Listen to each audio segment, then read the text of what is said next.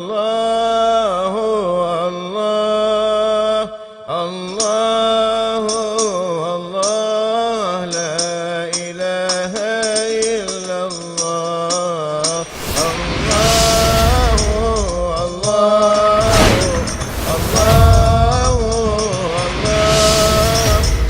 الله الله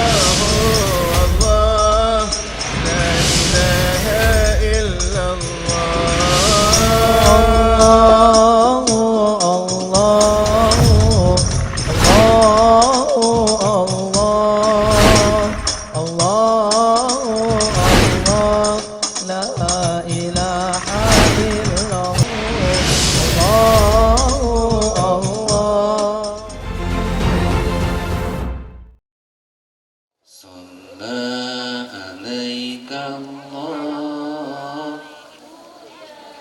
apa atau ini rohatil atiyaru tasyidu apa yuk saya ingin dihibur dulu dengan sholawat rohat ya.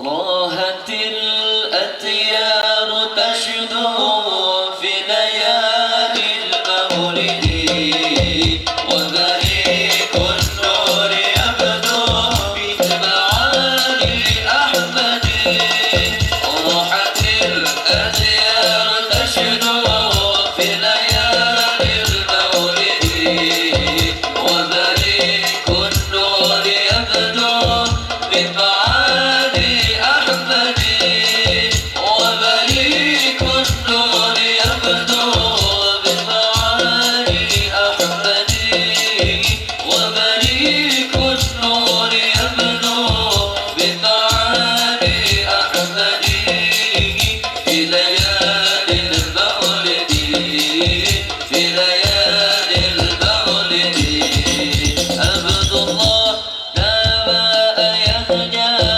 abinai bundanya Abdul Muttalib kakeknya Abu Talib pamannya Khadijah istri setia Fatimah putri tercinta semua bernasab mulia dari Quraisy ternama inilah kisah sang Rasul yang penuh suka duka inilah kisah sang Rasul yang penuh suka duka penuh suka duka penuh suka duka rohatil atiyaru tasyidu bi layalil maulidi wa dharikun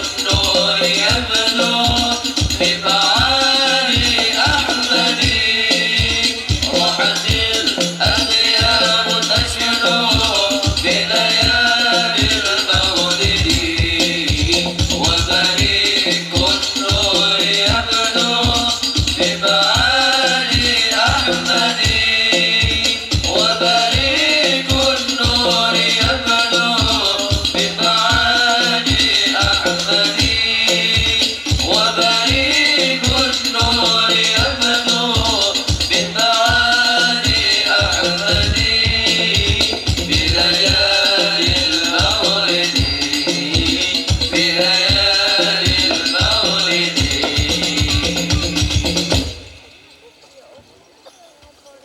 Sayyidina Anas bin Malik mengatakan tidak ada hari terbaik selain daripada hari Senin dan hari Jumat. Tidak ada hari yang paling bahagia selain daripada hari ketika dilahirkannya baginda Rasulullah SAW. Sebagaimana tidak ada hari yang paling sangat membuat alam semesta berduka selain daripada hari di mana Rasulullah SAW tiada. Sholawat yang kita dengar tadi menunjukkan ekspresi kecintaan, kesukaan, kebahagiaan. Rohatil atyaru tasyidu bilayalil maulidi. Biasa kalau burung berkicau ini pagi, namun tiba-tiba di malam itu burung-burung berkicau. Aneh, tidak biasa. wa barikun nuri yabdu min ma'ani ahmadi.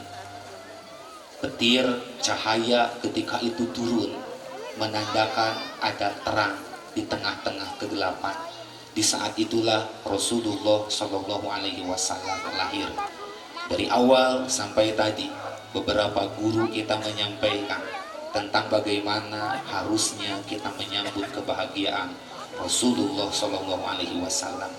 Maka giliran saya hari ini di waktu yang sangat sedikit ini, sampai menunggu waktu datangnya sholat subuh, saya akan sedikit menceritakan bagian daripada perkataan Anas bin Malik. Hari yang paling bahagia adalah hari di mana Rasul lahir, sebagaimana hari yang paling sedih adalah hari di mana Rasulullah Shallallahu Alaihi Wasallam meninggalkan kita. 3 hari sebelum Rasul meninggal, Rasul malamnya mengajak seorang sahabat namanya Muwaihibah. Muwaihibah diajak Rasul ke satu tempat, komplek pemakaman yang tidak jauh dengan tempat tinggalnya Rasul, yaitu Baqi. Kemudian Rasulullah SAW berbisik kepada Muwaihibah, Muwaihibah, sungguh aku tadi diberitakan oleh Allah tentang beberapa pilihan. 2 pilihan yang Allah tawarkan kepada saya. Yang pertama, Allah menawarkan kepada saya dunia berserta isinya. Allah menawarkan kepada saya kekayaan. Allah menawarkan kepada saya kekuasaan. Allah menawarkan usia yang panjang. Jika sekiranya saat ini saya berdoa kepada Allah agar umurku panjang sampai nanti hari kiamat, Allah akan ijabah. Jika sekiranya saya minta kepada Allah agar merubah gunung Uhud itu menjadi emas, langsung Allah akan berikan. Jika sekiranya saya memohon kepada Allah kekuasaanku sebagaimana kekuasaan Firaun, maka Allah akan kabulkan keinginan saya. Tapi Allah tawarkan pilihan yang kedua. Pilihan yang kedua itu liqa'u rabbi, berjumpa dengan Allah. Wakhtartu liqa'u rabbi, aku lebih mantap untuk bertemu dengan Rabbuku. Aku lebih memilih bertemu dengan Tuhanku. Aku rindu Tuhanku. Aku ingin bertemu dengan Allah. Sampai Muwaihibah sedikit agak protes kepada Rasul Shallallahu Alaihi Wasallam. Ya Rasul, kenapa engkau tidak memilih pilihan yang pertama?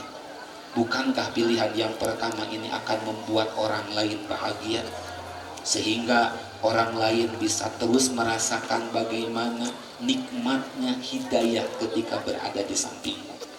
Bukankah gemerlapnya kebodohan ini akan terterangi dengan cahaya hidayahmu? Kami masih ingin bersama dengan engkau ya Rasul. Kemudian Rasul kembali menegaskan kepada Muwaihibah, wakhtartu liqa'u rabbi, tidak, saya sudah tanggung, saya sudah putuskan untuk bertemu dengan Allah Subhanahu wa Ta'ala. Ayah, bunda, bapak, ibu, adik-adik, teman-teman yang saya cintai karena Allah. Beberapa saat setelah itu, Rasulullah SAW tepat di hari Senin, karena lahir dan meninggalnya Rasul di hari yang sama, tanggal yang sama, cuma waktunya berbeda. Lahir di waktu malam, kemudian beliau meninggal di saat sedang waktu terbaik melakukan sholat duha di hari Senin. Saat-saat Rasulullah SAW akan meninggal, Sayyidah Aisyah, istri Rasulullah SAW, tepat berada di samping Rasul. Beliau mendengar Rasul terbata-bata mengungkapkan Quran surat An-Nisa, wa may yuti'illah war rasul faulaika ma'alladina an'amallahu alaihim minan nabiyyin was-siddiqin wasyuhada was-solihin wa hasuna ulaika rafiqa. Sambil terbata-bata Rasul tanpa tenaga mengungkapkan ayat Quran surat An-Nisa. Seakan-akan Rasul menyampaikan kepada Sayyidah Aisyah, kepada orang-orang yang terdekat, orang-orang yang dicintainya. Kalau kalian nanti ingin bertemu lagi dengan aku di akhirat, kalau kalian rindu lagi ketemu dengan aku, mungkin kebersamaan aku dengan kalian tidak lama, hanya 63 tahun. Kelak kalau kalian merindukan lagi bagaimana sahdunya, sejuknya ucapanku, sahdunya kalian menatap wajahku, bukan hanya kalian nanti mendengar, bukan karena kalian nanti melihat, tapi suatu saat kalian, Allah sudah janjikan, hasuna ulaika rafiqo, kita bisa duduk bersama lagi nanti di sorga. Aku tunggu ya kalian di sorga. Syaratnya cuma dua, wa may yuti'illah war rasul. Itu makanya beberapa saat setelah itu Sayyidah Fatimah dipanggil oleh Rasul. Fatimah, kesini kamu. Dibisikin oleh Rasulullah di telinga kanannya. Tiba-tiba Fatimah nangis sampai membuat Sayyidah Aisyah terheran. Apa yang membuat Fatimah menangis? Ditanya kepada Fatimah, tapi Fatimah membungkam, tidak menyampaikan apa yang didengar dari ayahnya. Pada waktu yang tidak lama, Fatimah kembali dibisikin oleh Rasul. Fatimah, kan telinga kirinya dibisikin kembali. Kemudian Fatimah tertawa, tersenyum bahagia. Sampai Sayyidah Aisyah merasa heran, apa yang dibisikin oleh ayahnya. Berita ini disampaikan oleh Fatimah setelah Rasulullah SAW wafat.